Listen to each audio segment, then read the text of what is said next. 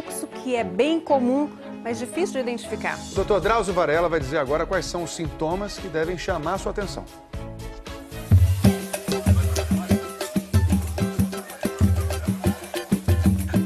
Eu como picanha, fraldinha, maminha, costela, tudo de bom.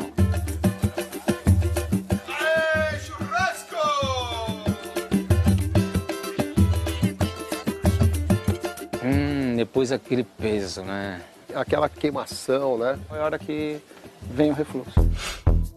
O refluxo acontece quando o conteúdo do estômago volta para o esôfago.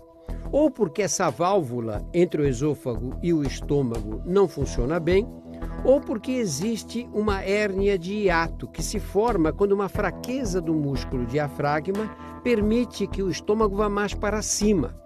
Como o conteúdo do estômago é ácido, ele pode ferir as paredes do esôfago, provocando a queimação. Às vezes, o que a gente come não cai bem mesmo. Mas dependendo da frequência e da gravidade dos sintomas, pode ser um caso de doença do refluxo, um mal que atinge 20% da população adulta brasileira. Em torno de 30 milhões sofrem de refluxo no É um Brasil. problema de saúde pública esse. É um problema sério e que a pessoa vai deixando para um segundo passo.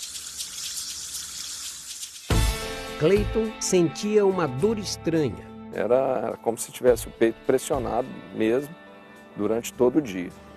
Mais de uma vez, Cleiton achou que estava tendo um ataque cardíaco e correu para o pronto-socorro.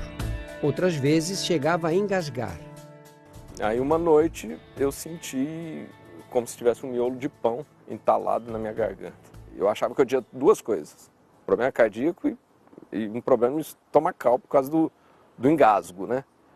E na verdade era uma coisa só e eu não sabia, eu não acreditava que poderia ser uma coisa só. Tem sintomas que confundem a gente.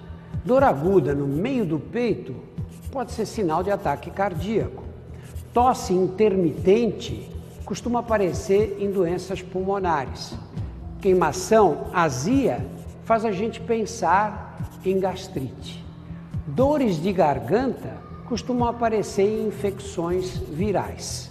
Mas não se engane, tudo isso pode ser sintoma de uma doença só, refluxo. Com sintomas assim, tão variados, algumas pessoas sofrem durante anos até chegar ao diagnóstico definitivo. E às vezes são necessários vários exames para matar essa charada. Parece que te deram um soco aqui. Era uma azia, para mim não sabia que era refluxo, né? Durante 2 anos, Laís sentiu uma azia forte durante o dia. Ela recebeu o diagnóstico de refluxo e passou a tomar remédio para aliviar a acidez do estômago. E você acha que agora, assim, tomando a medicação, você está bem? Melhora, mas não 100%. Laís é atendida no Hospital das Clínicas em São Paulo. Os médicos querem investigar se ela tem um outro tipo de refluxo que não tem nada a ver com o excesso de acidez. O refluxo não ácido, ele pode ser proveniente do conteúdo de dentro do próprio estômago, no caso o paciente está fazendo uso de alguma medicação para poder bloquear aquele ácido. O exame que detecta esse problema tem um nome complicado, impedâncio-pH-metria.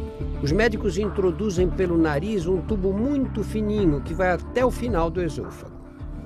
Deita a cabecinha lá para trás. A sonda está ligada a um aparelho que mede o pH, o índice de acidez no esôfago. Eu vou colocar para gravar. Laís vai ser monitorada durante 24 horas.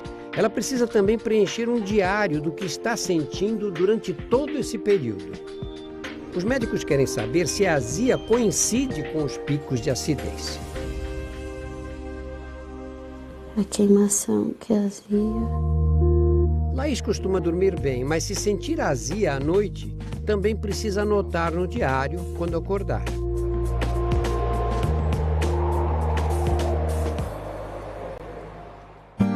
Na casa da Cláudia, à noite é hora de preocupação. A Valentina, de 6 meses, tem refluxo. Houve época em que ela engasgava até 20 vezes por dia. Vocês conseguiam dormir quantas horas seguidas no máximo? Cheguei a dormir às vezes 1h30, eu e ela revezando. Com 8 dias ela teve um engasgo, então eu fiquei desesperada, ele pegou ela, tentou fazer a manobra também de desengasgue, nada. Ele pegou a chave do carro, a gente saiu correndo, ele dirigindo e eu batendo nas costinhas dela e nada, e ela não emitia som nenhum.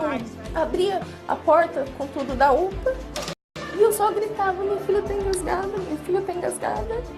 E já, as enfermeiras já correram, a enfermeira já pegou ela da minha mão. Foi quando a enfermeira conseguiu fazer a manobra e abriu a boquinha dela assim, foi que ela deu um choro. Calma, mãe, ela tá chorando. Aí que a gente fez... Né? Vocês acharam que ela ia morrer? Eu achei que eu ia perder a minha filha.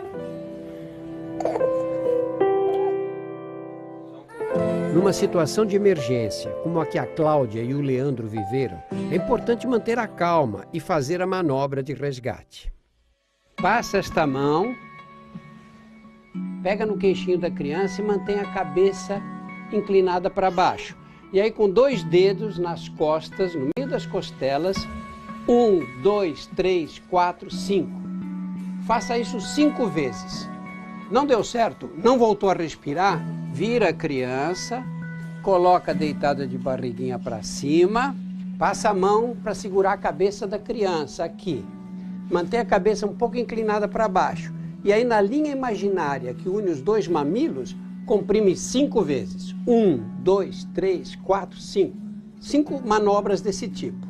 Não voltou a respirar? Chama o resgate imediatamente. Enquanto espera, você pode tentar uma respiração boca a boca com o bebê deitado numa superfície horizontal. Ricardo, por que tantos bebês têm refluxo? São alguns fatores. Um deles é a forma de alimentação, o alimento, que é o leite líquido. O segundo fator é que eles ficam muito tempo na posição deitada. E o terceiro, e talvez o mais importante, é a imaturidade da barreira anti-refluxo. Ocorre então a volta para o esôfago. Valentina tem refluxo desde que nasceu, o que não é raro. 67% dos bebês têm refluxo. Eles regurgitam após a mamada, mas não tem nenhum incômodo por este refluxo, né? Eles são chamados regurgitadores felizes. Mas a Valentina está entre os 5% que continuam sofrendo com o refluxo, mesmo depois dos 4 meses de vida. E ela tem os sintomas com muita frequência.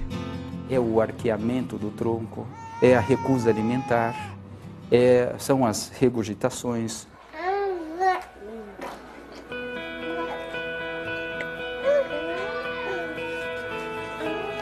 Vai ter que trocar a roupa. Vai ter que trocar essa roupa. Acabou de trocar a roupa. Acabou de trocar a roupa, mamãe. Por orientação médica, a Valentina passou a dormir numa caminha inclinada e toma remédio. Agora ela já está bem melhor. E aí vocês relaxam, não? Não dá para relaxar ainda. Qualquer tossidinha dela, eu já tô olhando tudo. Se ela dormir, eu já olho se não tem algum babadinho nela. É uma vigilância constante. Eu tenho contato visual com ela o tempo inteiro. Oi, linda!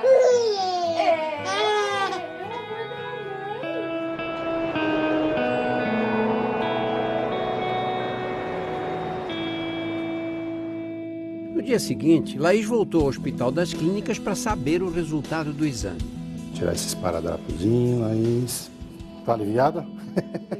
Na Laís, o que a gente pôde observar, ela tem refluxo mais durante o dia, praticamente só durante o dia. Ela não tem refluxo à noite. Em vez de dar a mesma dosagem dividida em 2 vezes ao dia, você pode dar a mesma dosagem só de manhã e ela se sente muito bem.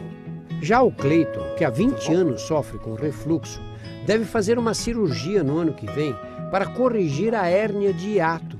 Eu quero ficar livre do remédio. Isso já perdurou por muito tempo e eu precisava dar um basta nisso, né? Você encontra pessoas que tomam esses medicamentos para reduzir a acidez do estômago há anos. Está certo isso? De jeito nenhum. O principal mecanismo que tem de defesa de alimentos que você ingere que podem causar algum distúrbio, tipo diarreia, é a acidez do estômago. Cleiton e Laís têm que seguir a cartilha do paciente com refluxo. Primeira coisa, não comer demais. Você recomenda em torno de 2 horas comer a última refeição antes de deitar. Fumar, com certeza, piora tudo. Bebida alcoólica também devemos evitar ao máximo, porque ela também relaxa essa válvula entre o esôfago e o estômago. E o café? Se você ingere 2 a 3 xícaras por dia com o estômago relativamente cheio, ele não é prejudicial para o refluxo. Se você ingere muito mais que isso, ou com o estômago vazio, batendo papo, sem ingerir nada, isso pode ser prejudicial. Eu só não consigo parar com chocolate, né? Aí o chocolate você não resiste. Chocolate não. Se você se identificou com alguma dessas histórias, pode ser que você tenha refluxo. Não há motivo para continuar sofrendo. Procure um médico e faça os exames. O tratamento costuma ser muito eficaz. E não custa lembrar, nada de automedicação.